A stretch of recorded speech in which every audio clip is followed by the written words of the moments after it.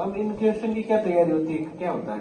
फिर का एक हिंदी साहित्य, फिर कहा मैडम आप पूछो, तो मैडम हिंदी साहित्य की थी, मैंने ग्रेजुएशन में हिंदी साहित्य पढ़ा था, तो पढ़ा तो उतना ही था जितना पढ़ना था। तो कहा कि बेटा क्या पढ़ा, तो मैंने जो भी बताया उनसे ही मैडम ने पूछ लिया कि मैंने जो नाम लिए 2, 5, 10 किताबों के उनमें से पूछ लिया, तो फिर बता दिया। एक आधा नहीं भी आ रहा था क्योंकि मैडम तो लग रहा था कि प्रोफेसर थी, तो नहीं आया तो सॉरी बोल के आगे निकल गया। फिर न्यू एजुकेशन पॉलिसी पे पूछा, न्यू एजुकेशन पॉलिसी में एक आधा सवाल थोड़ा सा बोर्ड तक था, लेकिन उस पर सॉरी बोल देना होता, कोई फर्क नहीं पड़ता।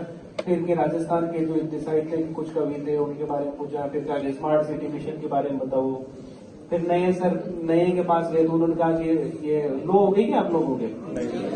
अच्छा, लो और इकोनॉमी का मिक्सचर पूछा कि एक बात बताओ कि जो वरिष्ठ नागरिक हैं उनके लिए सरकार की योजनाएं बताओ, स्कीम क्या किया है सरकार ने वो बताओ। तो इकोनॉमी में जो योजनाएं लिखाई थी वो बता दी, एक वो भरण पोषण वाला अधिनियम बता दिया। तो फिर वो भरण पोषण वाले अधिनियम पे पूछने लग गए, तो थोड़ा सा उन्होंने वो पूछा।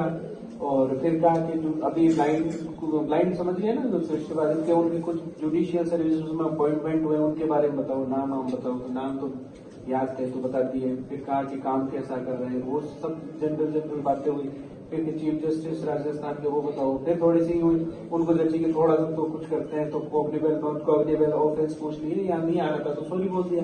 फिर और पूछा कि कोई जज बताओ जो सुप्रीम कोर्ट में हो, राजस्थान के मूल निवासी हो, तो फिर सॉरी बोलना होता है, तो कहीं मूल निवासी कुछ भी पूछ ले तो फिर सॉरी बोल दिया। फिर और उस टाइम यूएसए और इंडिया के बीच में तनाव चल रहा था, तो उनके बारे में पूछ लिया कि ट्रेड डील क्या होती है, क्यों नहीं हो रही है। फिर वापस वही स्कीम के स्वामित्व स्कीम बताओ, भारत सरकार की 5 फ्लैगशिप स्कीम बताओ। क्या मेंस में या प्रीम पढ़ के जा रहे हो, वैसा ही तो है ना।